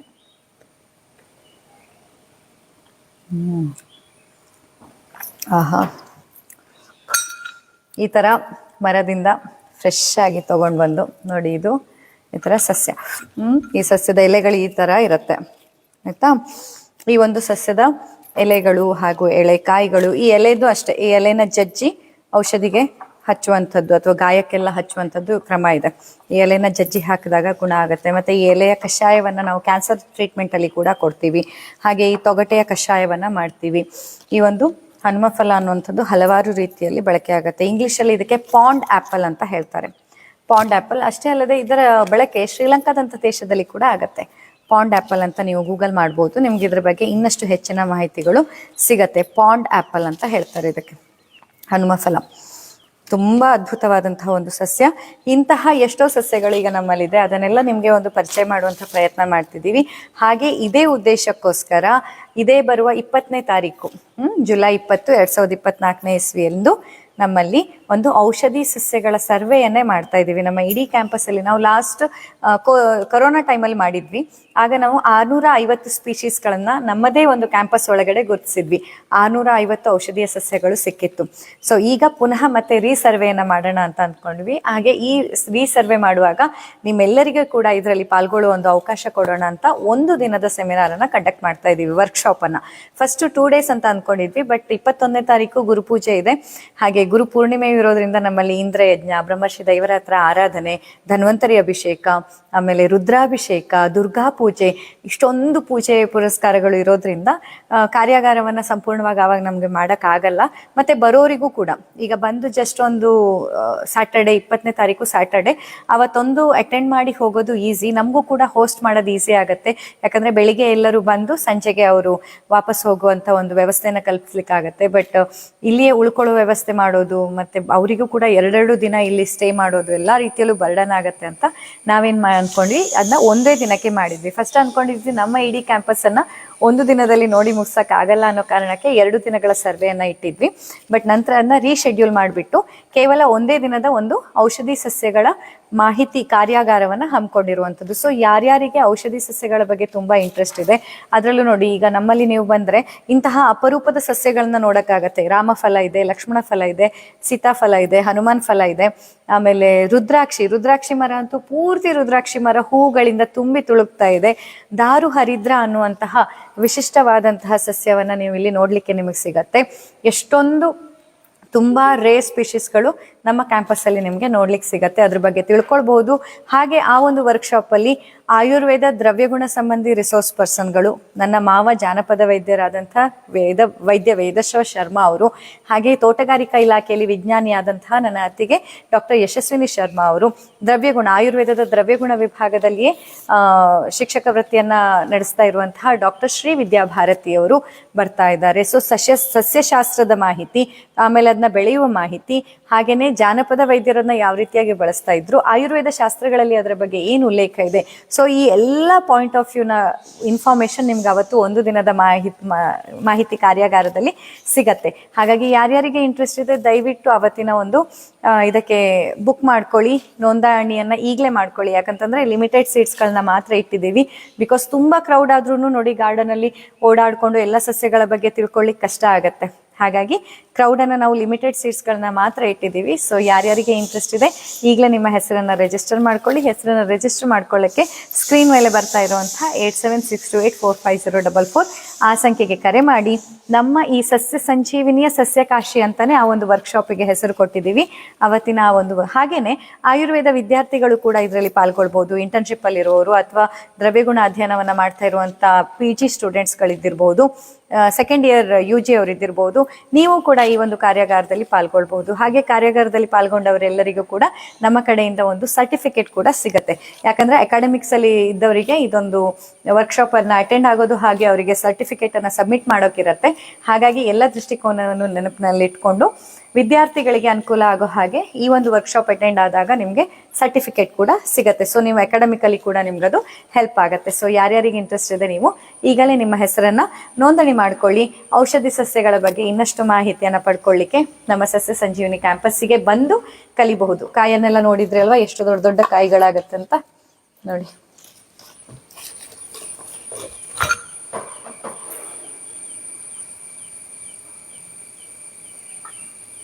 ಮತ್ತೆ ಇದು ಕ್ಯಾನ್ಸರ್ ಅಲ್ಲಿ ಏನ್ ಬರುತ್ತೆ ಅಂತ ಎಲ್ಲರೂ ಕೇಳ್ತಿದ್ದೀರಲ್ಲ, ಕ್ಯಾನ್ಸರ್ ಅಲ್ಲಿ ಬರೋದು ಇದು ನಾನಷ್ಟೇ ಹೇಳ್ತಾ ಇರೋದಲ್ಲ, ಇದು ರಿಸರ್ಚ್ ಆರ್ಟಿಕಲ್ಗಳಲ್ಲಿ ಕೂಡ ಪ್ರೂವ್ ಆಗಿರುವಂಥದ್ದು. ನೀವು ಇದರ ಬಗ್ಗೆ ಆಗಿರೋ ರಿಸರ್ಚ್ ಆರ್ಟಿಕಲ್ ಅನ್ನ ನೀವು ತೆಗೆದು ನೋಡಿದ್ರೆ ನಿಮಗೆ ಅಲ್ಲಿ ವಿತ್ ಸೈಂಟಿಫಿಕ್ ಎವಿಡೆನ್ಸ್ ಕೂಡ ಇದು ನಿಮಗೆ ಸಿಗತ್ತೆ. It is proven to be efficient in anti cancer property ಅಂತ. ಹೀಗೆ ಇದಿಷ್ಟು ಈ ಒಂದು ಹನುಮಾನ ಫಲದ ಬಗ್ಗೆ. ಸೊ ಹನುಮಾನ್ ಫಲದ ಇದು ಹೂವು ಇದು ಉದ್ರಿ ಬಿದ್ದಿರೋದೀಗ, ಯಾಕಂದ್ರೆ ಎಲ್ಲ ಬೆಳೆದು ಕಾಯಿಗಳಾಗಿದೆ ಅಲ್ವಾ. ಮರದ ಬುಡದಲ್ಲಿ ಇದ್ದಂತ ಹೂವುಗಳನ್ನ ನಾನು ನಿಮ್ಗೆ ತೋರ್ಸಕ್ಕೆ ಅಂತ ತಂದಿದ್ದು. ಎಷ್ಟು ಸುಂದರವಾದ ಬಣ್ಣ ನೋಡಿ.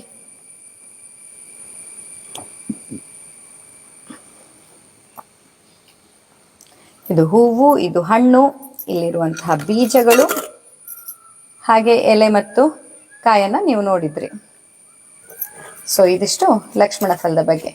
ಇನ್ನು ಇಲ್ಲಿರುವಂತಹ ಇನ್ನೊಂದು ಸಸ್ಯ ಮುಸ್ತಾ ಅನ್ನುವಂಥದ್ದು ಸೈಪ್ರಸ್ ರೊಟೆಂಡಸ್ ಅಂತ ಬೊಟಾನಿಕಲ್ ನೇಮ್ ಇದ್ರದ್ದು ಇರುವಂಥದ್ದು. ಕನ್ನಡದಲ್ಲಿ ಇದಕ್ಕೆ ತುಂಗೆಗಡ್ಡೆ ಅಂತ ಕೂಡ ಹೇಳ್ತಾರಂತೆ. ನಾಗರಮೋಥ ಅಂತ ಕೆಲವರು ಹೇಳ್ತಾರೆ, ನಾಗರಮೋಥ ಅಂತ. ಇದು ಹುಲ್ಲಿನ ಗಿಡದ ಹಾಗೆ ಬೆಳೆಯುತ್ತೆ. ಮೇಲ್ಭಾಗದಲ್ಲಿ ನೋಡೋದಕ್ಕೆ ಹುಲ್ಲಿನ ತರ ಇರುತ್ತೆ, ಕೆಳಗಡೆ ಈ ತರ ಗಂಟು ಗಂಟುಗಳಾದಂತಹ ಒಂದು ಗಡ್ಡೆಗಳಿರುತ್ತೆ. ಈ ಗಡ್ಡೆಯನ್ನ ಔಷಧಿಗೆ ಬಳಸುವಂಥದ್ದು. ಈ ಗಡ್ಡೆಗಳೇನಿದೆ ಅಲ್ಲ, ಇನ್ನು ನೋಡಿ, ಈ ಗಡ್ಡೆನ ಮುರಿದಾಗ ಒಳಗಡೆ ಈ ತರ ಬೆಳ್ಳಗೆ ಇರುತ್ತೆ ನೋಡಿ. ಹೊರಗಡೆಯಿಂದ ಈ ತರ ಏನ್ ಹೇಳೋದು, ಸುಂಗು ತರ, ಅಂದ್ರೆ ಈ ತರ ಬೇರುಗಳಿರತ್ತೆ. ಅದನ್ನ ಕತ್ತರಿಸಿದಾಗ ಒಳಗಡೆ ನೋಡಿ ಎಷ್ಟು ಚಂದ ಕಲರ್ ನೋಡಿ. ಇದನ್ನ ಮುಸ್ತಾ ಅಂತ ಹೇಳ್ತಾರೆ. ಈ ಮುಸ್ತಾವನ್ನ ಜ್ವರದಲ್ಲಿ, ಹಾಗೆ ಹೊಟ್ಟೆ ಸರಿ ಇಲ್ಲದೆ ಇದ್ದಾಗ, ಆಮೇಲೆ ಹೊಟ್ಟೆಯಲ್ಲಿ ತುಂಬಾ ಗ್ಯಾಸ್ ಆಗ್ತಾ ಇದೆ, ಬ್ಲೋಟಿಂಗ್ ಇದೆ, ಬಾಯಿ ರುಚಿ ಇಲ್ಲ ಅನ್ನೋ ಕಂಡೀಷನ್ಸ್ ಅಲ್ಲೆಲ್ಲ ಇದನ್ನ ಒಂದ್ ಸ್ವಲ್ಪ ಶುಂಠಿ ಮತ್ತು ಜೇನುತುಪ್ಪದ ಜೊತೆ ಮಿಕ್ಸ್ ಮಾಡಿ ಕೊಡ್ತಾರೆ. ಆವಾಗ ಹೊಟ್ಟೆ ಹಾಗೂ ಕರುಳಿಗೆ ಸಂಬಂಧಪಟ್ಟಂತ ಸಮಸ್ಯೆಗಳಲ್ಲಿ ಇದು ತುಂಬಾ ಹೆಲ್ಪ್ ಆಗತ್ತೆ.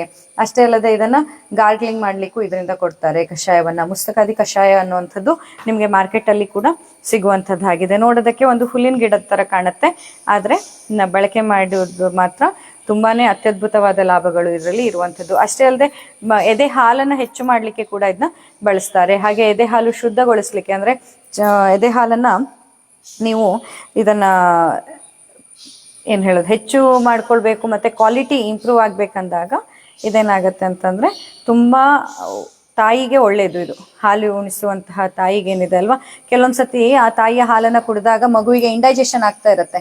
ಅಂತಹ ಸಮಯದಲ್ಲಿ ತಾಯಿಗೆ ಈ ಒಂದು ಮುಸ್ತಾವನ್ನ ಕೊಟ್ರೆ, ಆ ಮುಸ್ತಾ ತಿಂದ ನಂತರದಲ್ಲಿ ತಾಯಿಯ ಎದೆ ಹಾಲನ್ನ ಕುಡಿದ್ರೆ ಆ ಮಗುವಿಗೆ ಯಾವುದೇ ರೀತಿಯ ಇಂಡೈಜೆಷನ್ ಆಗ್ತಾ ಇರಲ್ಲ. ಮತ್ತೆ ತುಂಬಾ ಜಾಸ್ತಿ ಸ್ವೆಟ್ಟಿಂಗ್, ಕೈಕಾಲೆಲ್ಲ ಸ್ವೆಟ್ ಆಗತ್ತೆ ಅಂತಾರಲ್ಲ ಕೆಲವರು, ಸಿಕ್ಕಾಪಟ್ಟೆ ಬರೆಯಕ್ಕೂ ಆಗಲ್ಲ ಅಂತ, ಅಂಥವರಲ್ಲೆಲ್ಲ ಇದರಿಂದ ಈ ಒಂದು ಸಸ್ಯವನ್ನ ಬಳಕೆ ಮಾಡ್ತಾರೆ. ಇದನ್ನ ಫುಲ್ ಚಿಕ್ಕದಾಗಿ ಪೇಸ್ಟ್ ಮಾಡಿಕೊಂಡು ಅಥವಾ ಪೌಡರ್ ಮಾಡಿಕೊಂಡು ಆ ಪೌಡ್ರನ್ನ ಅಪ್ಲಿಕೇಶನ್ ಮಾಡ್ಕೊಳ್ಳುವಂಥದ್ದು. ಅದರಿಂದಾಗಿ ಆ ಒಂದು ಎಕ್ಸ್ಟ್ರಾ ಇರುವಂತಹ ಒಂದು ಸ್ವೆಟ್ಟಿಂಗು ಅಥವಾ ಎಣ್ಣೆತನ ಅನ್ಸುವಂಥದ್ದು ಕೂಡ ಕಡಿಮೆ ಆಗತ್ತೆ ಅಂತ. ಮತ್ತೆ IBS ಇರಿಟೇಬಲ್ ಬೌವೆಲ್ ಸಿಂಡ್ರೋಮ್ಗಳಲ್ಲಿ ಕೂಡ ಇದು ಬಳಕೆ ಆಗತ್ತೆ. ಇದನ್ನ ಮಜ್ಜಿಗೆ ಮಾಡಿಕೊಂಡು, ಇದರಿಂದ ಒಂದು ಮುಸ್ತಾದಿಂದ ಮಾಡಿದಂತಹ ಮಜ್ಜಿಗೆ ತುಂಬಾನೇ ಹೆಲ್ದಿ ಆಪ್ಷನ್ ಆಗಿರುತ್ತೆ. ಹಾಗೆ ಮುಸ್ತಾ ಜಲ ಅಂತ ಕೂಡ ತಗೊಳ್ಬಹುದು. ಮತ್ತೆ ಬಾಳಂತಿಯರಲ್ಲಿ ಕೂಡ ಇದು ತುಂಬಾನೇ ಒಳ್ಳೆಯದು. ಯಾವುದೇ ರೀತಿಯಲ್ಲಿ ಎದೆಯಲ್ಲಿ ಗಡ್ಡೆಗಳು ಅಥವಾ ಹಾಲಿನ ಗಡ್ಡೆಗಳಾಗದೆ ಇದ್ದೋ ತರ ನೋಡ್ಕೊಳ್ಳುತ್ತೆ. ಕೆಲವರಿಗೆ ಹಾಲು ಕುಡಿಸೋ ಟೈಮಲ್ಲಿ ಮಹಿಳೆಯರಲ್ಲಿ ಏನು ಎದೆಯಲ್ಲಿ ಗಡ್ಡೆಗಳಾಗ್ತಾ ಇರುತ್ತೆ, ಪಸ್ ಎಲ್ಲ ಫಿಲ್ ಆಗ್ತಿರುತ್ತೆ, ಸಿಕ್ಕಾಪಟ್ಟೆ ಪೇನ್ ಬರುತ್ತೆ, ಅಂಥವ್ರಲ್ಲೆಲ್ಲ ಇದು ತುಂಬಾನೇ ಹೆಲ್ಪ್ ಆಗುತ್ತೆ. ಇನ್ನು ಚರಕಾಚಾರ್ಯರು ಇದರಿಂದ ಆ ಒಂದು ಡಸ್ಟಿಂಗ್ ಪೌಡರ್ ಅನ್ನ ಯೂಸ್ ಮಾಡಿಕೊಂಡು ಎಕ್ಸಿಮಾ ಇರ್ಬೋದು, ಚರ್ಮದ ರೋಗ ಇರ್ಬೋದು, ರಿಂಗ್ ವರ್ಮು, ಹಾಗೇನೆ ಸಿಕ್ಕಾಪಟ್ಟೆ ತುರ್ಕೆ ಇರೋರು, ಸಿಕ್ಕಾಪಟ್ಟೆ ಕೈಯಲ್ಲಿ ಸ್ವೆಟ್ಟಿಂಗ್ ಇರೋರು ಅವರೆಲ್ಲರೂ ಕೂಡ ಇದರಿಂದ ಒಂದು ಪೌಡರನ್ನು ರೆಡಿ ಮಾಡಿಕೊಂಡು ಆ ಪೌಡ್ರನ್ನು ಹಚ್ಕೊಳ್ಳೋದು ಬಗ್ಗೆ ಉಲ್ಲೇಖ ಇರುವಂಥದ್ದು. ಇನ್ನು ಗುಣಗಳ ಬಗ್ಗೆ ಬಂದರೆ ಇದು ತಿಕ್ತ, ಕಟ್ಟು ಮತ್ತು ಕಷಾಯ ಗುಣವನ್ನು ಹೊಂದಿದೆ.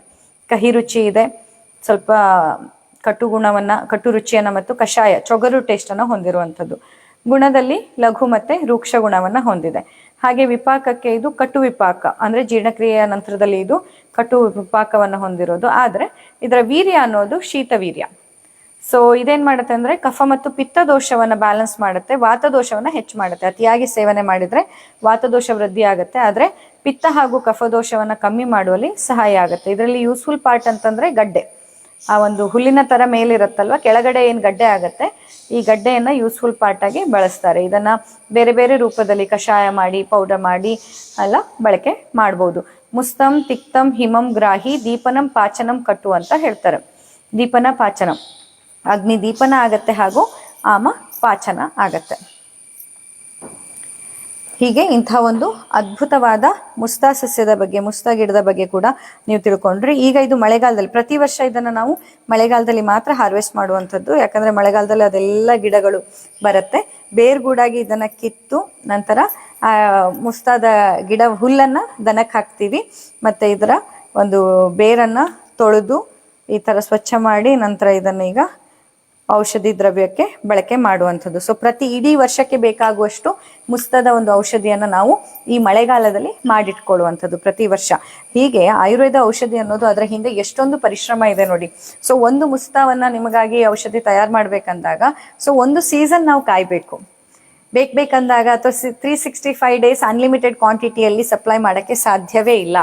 ಈ ಪ್ರಕೃತಿ ನಿಮ್ಗೆ ಎಷ್ಟು ಕೊಡತ್ತೆ ಅದಕ್ಕೆ ಅನುಗುಣವಾಗಿ ಮಾತ್ರ ನಾವು ಔಷಧಿಯನ್ನು ತಯಾರು ಮಾಡಿ ನಿಮಗೆ ಕೊಡಲಿಕ್ಕೆ ಆಗುವಂಥದ್ದು. ಹೀಗೆ ಅದರ ಹಿಂದೆ ಆ ಗಿಡವನ್ನು ಬೆಳೆಯೋದು, ಆ ಗಿಡದ ಸರಿಯಾದ ಹಾರ್ವೆಸ್ಟಿಂಗ್ ಟೈಮಿಗಾಗಿ ನೀವು ಕಾಯುವಂಥದ್ದು, ನಂತರ ಸರಿಯಾದ ರೀತಿಯಲ್ಲಿ ಅದನ್ನ ಹಾರ್ವೆಸ್ಟ್ ಮಾಡಿ ಉತ್ತಮ ಕ್ವಾಲಿಟಿಯಲ್ಲಿ ಅದನ್ನ ಪ್ರಿಪೇರ್ ಮಾಡಿ ನಿಮ್ಮ ಕೈಗೆ ತಲುಪಿಸುವಂಥದ್ದು. ಹೀಗೆ ಹಲವಾರು ಹಂತಗಳಲ್ಲಿ ಆಯುರ್ವೇದ ವೈದ್ಯ ತುಂಬಾ ಶ್ರಮ ವಹಿಸಿ ಔಷಧಿಯನ್ನು ತಯಾರು ಮಾಡಬೇಕಾಗತ್ತೆ. ಹಾಗಾಗಿ ಎಷ್ಟೋ ಸತಿಯಲ್ಲಿ ಆಯುರ್ವೇದ ಔಷಧಿಗಳು ಬೇರೆದಕ್ಕೆ ಕಂಪೇರ್ ಮಾಡಿದ್ರೆ ಕಾಸ್ಟ್ಲಿ ಅಂತ ಅನ್ಸೋದು. ಯಾಕೆ ಅಂತಂದ್ರೆ ಇದು ಪ್ರಕೃತಿಯ ಮೇಲೆ ಡಿಪೆಂಡ್ ಆಗಿದೆ ಮತ್ತು ಅದರ ಹಿಂದೆ ತುಂಬಾ ಪರಿಶ್ರಮ ಇದೆ.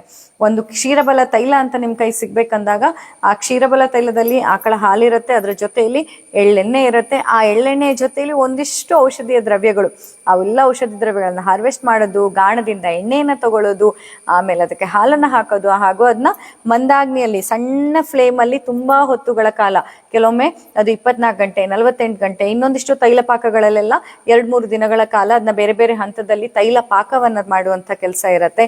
ಸೊ ಔಷಧಿಯ ಪ್ರಿಪರೇಷನ್ ಹಾಗೂ ಔಷಧಿಯನ್ನ ರೆಡಿ ಮಾಡುವ ಹಿಂದಿರುವಂತಹ ಶ್ರಮ ಇದೆಯಲ್ಲ ತುಂಬಾ ಅತ್ಯಮೂಲ್ಯವಾದದ್ದು. ಪ್ರತಿಯೊಬ್ಬ ಆಯುರ್ವೇದ ವೈದ್ಯ ಔಷಧಿ ಗಿಡವನ್ನ ಬೆಳೆಯೋದನ್ನ ಕಲಿಬೇಕು, ಔಷಧಿ ಗಿಡಗಳನ್ನ ಗುರ್ತು ಹಿಡಿಯೋದು, ಔಷಧಿ ಗಿಡಗಳ ಬಗ್ಗೆ ಮಾಹಿತಿಯನ್ನ ತಿಳ್ಕೊಳ್ಳೋದು, ಹಾಗೆ ಜನರಲ್ಲಿ ಔಷಧಿ ಗಿಡಗಳನ್ನ ಕಾಪಾಡಲಿಕ್ಕೆ ಅದನ್ನ ಬೆಳೆಸಲಿಕ್ಕೆ ಒಂದು ಅವೇರ್ನೆಸ್ ಅನ್ನ ಕ್ರಿಯೇಟ್ ಮಾಡೋದು ಕೂಡ ಒಬ್ಬ ಆಯುರ್ವೇದ ವೈದ್ಯನ ಒಂದು ಸಾಮಾಜಿಕವಾದ ಕರ್ತವ್ಯ ಆಗಿರುತ್ತೆ. ಅಂದ್ರೆ ಮಾತ್ರ ಮುಂದಿನ ತಲೆಮಾರು, ಈಗ ನಮ್ಮ ಹಿರಿಯರು ಔಷಧಿ ಸಸ್ಯಗಳ ಬಗ್ಗೆ ಸ್ಟಡಿ ಮಾಡಿ ಅದರ ಬಗ್ಗೆ ಇಷ್ಟೆಲ್ಲ ಉಲ್ಲೇಖವನ್ನ ಬರೆದಿಟ್ಟು ಹೋಗಿರೋದ್ರಿಂದ ನಾವಿವತ್ತು ಇದನ್ನ ಇಷ್ಟೊಂದು ಬಳಕೆ ಮಾಡ್ತಾ ಇದ್ದೀವಿ, ಇದರಿಂದ ಇಷ್ಟೊಂದು ಉಪಯೋಗವನ್ನ ಪಡ್ಕೊಳ್ತಾ ಇದ್ದೀವಿ. ಸೊ ನಾವು ಕೂಡ ನಮ್ಮ ಮುಂದಿನ ತಲೆಮಾರುಗಳಿಗೆ ಅದರ ಬಗ್ಗೆ ಮಾಹಿತಿಯನ್ನ ತಿಳಿಸ್ಕೊಟ್ಟಾಗ ಮಾತ್ರ ಮುಂದಿನ ಜನರೇಷನ್ ಅದನ್ನ ಚಂದ ರೀತಿಯಲ್ಲಿ ಕಾಪಾಡಿಕೊಂಡು ಬಳಸ್ಕೊಂಡು ಹೋಗ್ಲಿಕ್ಕೆ ಅನುಕೂಲ ಆಗತ್ತೆ. ಹಾಗಾಗಿ ಆಯುರ್ವೇದ ವೈದ್ಯನಾಗಿ ಒಂದು ಕೆಲಸ ಮಾಡುವಂಥದ್ದು ಒಂದು ಪರ್ಸನಲ್ ಪ್ರೊಫೆಷನ್ ಅಷ್ಟೇ ಅಲ್ಲದೆ ಇದೊಂದು ಸಾಮಾಜಿಕವಾದಂತಹ ಜವಾಬ್ದಾರಿಯೂ ಹೌದು. ಪ್ರತಿಯೊಬ್ಬ ಆಯುರ್ವೇದ ವೈದ್ಯ ಇದನ್ನ ಗಮನದಲ್ಲಿ ಇಟ್ಕೋಬೇಕು. ಪ್ರತಿಯೊಬ್ಬ ಆಯುರ್ವೇದ ವೈದ್ಯ ಕೂಡ ತನ್ನ ವೃತ್ತಿ ಜೀವನದ ಸಕ್ಸಸ್ ಅಷ್ಟೇ ಅಲ್ಲದೆ ಆಯುರ್ವೇದದ ಬಗ್ಗೆ ನನ್ನ ಕಾಂಟ್ರಿಬ್ಯೂಷನ್ ಏನು, ಹಾಗೆ ಈ ಪ್ರಕೃತಿಯಲ್ಲಿ ಜನಸಾಮಾನ್ಯರೆಲ್ಲರೂ ಕೂಡ ಆಯುರ್ವೇದವನ್ನ ಅರ್ಥಕೊಂಡು ಆಯುರ್ವೇದಕ್ಕೆ ಗೌರವ ಕೊಡ್ಬೇಕು ಅಂತಂದಾಗ ಜನರಿಗೆ ಆಯುರ್ವೇದ ನಂಬಿಕೆನೇ ಇಲ್ಲ, ಜನ ಸ್ಲೋ ಅಂತ ಹೇಳ್ತಾರೆ ಅಂತ ಜನರಿಗೆ ಬ್ಲೇಮ್ ಮಾಡಿ ಯೂಸ್ ಇಲ್ಲ. ಬಿಕಾಸ್ ಜನರಲ್ಲಿ ಆ ಒಂದು ಮಿತ್ಗಳು ಅಥವಾ ಆಯುರ್ವೇದದ ಬಗ್ಗೆ ಇರುವಂತಹ ತಪ್ಪು ಮಾಹಿತಿಗಳೇನಿದೆ ಅದನ್ನ ಸರಿಪಡಿಸಬೇಕಾದ ಕರ್ತವ್ಯ ನಮ್ದು. ಅವ್ರನ್ನ ಹೇಳ್ತಿದ್ದಾರೆ, ಓಕೆ, ಅವ್ರಿಗೆ ಅದು ಗೊತ್ತಿಲ್ಲ, ಅವರು ಜನಸಾಮಾನ್ಯರು, ಅವರಿಗೆ ಯಾವುದೇ ರೀತಿಯಲ್ಲಿ ಅವರು ಆಯುರ್ವೇದವನ್ನ ಕಲ್ತಿಲ್ಲ, ಅಧ್ಯಯನ ಮಾಡಿಲ್ಲ, ಅದ್ರ ಬಗ್ಗೆ ಗೊತ್ತಿಲ್ಲದೆ ತಿಳಿಯದೆ ಅವ್ರು ಹೇಳ್ತಿದ್ದಾರೆ, ಅದು ತಪ್ಪಲ್ಲ. ಬಟ್ ತಿಳಿದುಕೊಂಡಂತಹ ಆಯುರ್ವೇದ ವೈದ್ಯರಾದ ನಾವು ಕೂಡ ಸುಮ್ಮನಿದ್ದರೆ, ನಾವು ಕೂಡ ಜನರಿಗೆ ಇದರ ಬಗ್ಗೆ ಮಾಹಿತಿಯನ್ನ ಒಂದು ತಲುಪಿಸುವ ಪ್ರಯತ್ನ ಮಾಡದೇ ಇದ್ದರೆ ಅದು ನಮ್ಮಿಂದ ಆಗುವಂತಹ ಒಂದು ತಪ್ಪಾಗಿರುತ್ತೆ. ಹಾಗಾಗಿ ನಾವೆಲ್ಲ ಆಯುರ್ವೇದ ವೈದ್ಯರು ಸೇರಿ ಒಂದಾಗಬೇಕು, ನಾವೆಲ್ಲರೂ ಸೇರಿ ಜನರಿಗೆ ಒಂದು ಸರಿಯಾದ ರೀತಿಯ ಮಾಹಿತಿಯನ್ನು, ಆಯುರ್ವೇದದ ಬಗ್ಗೆ ಇರುವಂತಹ ಸತ್ಯವಾದ ಮಾಹಿತಿಯನ್ನು ತಲುಪಿಸುವಲ್ಲಿ ಸಹಾಯ ಮಾಡಬೇಕು.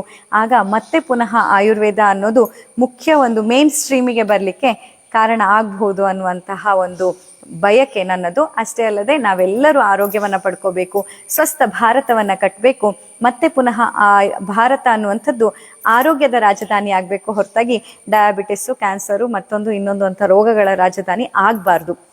ಇದರಲ್ಲಿ ಈ ರೋಗದಲ್ಲಿ ಭಾರತವೇ ಹೈಯೆಸ್ಟ್, ಈ ರೋಗದಲ್ಲಿ ಭಾರತವೇ ಹೈಯೆಸ್ಟ್ ಅಂತ ನ್ಯೂಸನ್ನು ನೋಡಿದಾಗೆಲ್ಲ ನನಗೆ ಹೊಟ್ಟೆ ಕರಳು ಚುರುಕನ್ನತ್ತೆ. ಯಾಕಂತಂದರೆ ನಾವು ಭಾರತೀಯರು ಇಡೀ ಜಗತ್ತಿಗೆ ವೇದವನ್ನು ನೀಡಿದವರು, ಆಯುರ್ವೇದದ ಜ್ಞಾನವನ್ನು ನೀಡಿದವರು, ಎಷ್ಟೊಂದು ರೋಗಗಳ ಬಗ್ಗೆ ಔಷಧೀಯ ಧರ್ಮಗಳ ಬಗ್ಗೆ ಉಲ್ಲೇಖವನ್ನು ಮಾಡಿದಂತಹ ಭಾರತೀಯರು ಇವತ್ತು ರೋಗಗಳ ಒಂದು ಗುಂಪಾಗ್ತಾ ಇದ್ದಾರೆ, ರೋಗಗಳ ಒಂದು ರಾಜಧಾನಿ ಆಗ್ತಿದ್ದಾರೆ ಅಂತಂದರೆ ಅದು ತುಂಬಾನೇ ಶೋಚನೀಯವಾದಂತಹ ಒಂದು ವಿಷಯ. ಹಾಗಾಗಿ ನಾವು ಮತ್ತೆ ಪುನಃ ಎಚ್ಚೆತ್ತುಕೊಳ್ಳೋಣ, ಜಾಗೃತರಾಗೋಣ, ಔಷಧೀಯ ಸಸ್ಯಗಳ ಬಗ್ಗೆ ಮಾಹಿತಿಯನ್ನು ಪಡ್ಕೊಳ್ಳೋಣ, ಜೀವನ ಶೈಲಿಯನ್ನು ಬದಲಾವಣೆ ಮಾಡ್ಕೊಳ್ಳೋಣ, ಮನಸ್ಸಿನಲ್ಲಿರುವ ಸತ್ವಗುಣವನ್ನು ಹೆಚ್ಚಿಸ್ಕೊಳ್ಳೋಣ.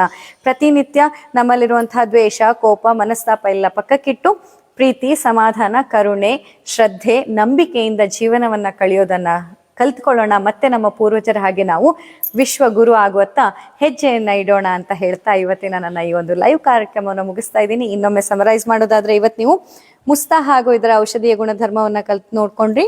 ಹಾಗೆ ಲಾಂಗಲಿ ಅಂದರೆ ಗೌರಿ ಹೂವು, ಇದರದ್ದು ಒಂದು ನೋಡಿದ್ರಿ. ಹಾಗೆ ಹನುಮ ಫಲ, ಪಾಂಡ್ ಆ್ಯಪಲ್ ಅಥವಾ ಹನುಮ ಫಲ ಅಂತ ಏನು ಹೇಳ್ತಾರೆ, ಇದರ ಸಸ್ಯ, ಇದರ ಹಣ್ಣು, ಹೂವು, ಬೀಜ, ಹಾಗೆ ಇದರ ಔಷಧೀಯ ಗುಣಧರ್ಮಗಳನ್ನು ನೀವೆಲ್ಲರೂ ಇವತ್ತು ಕಲ್ತ್ಕೊಂಡ್ರಿ.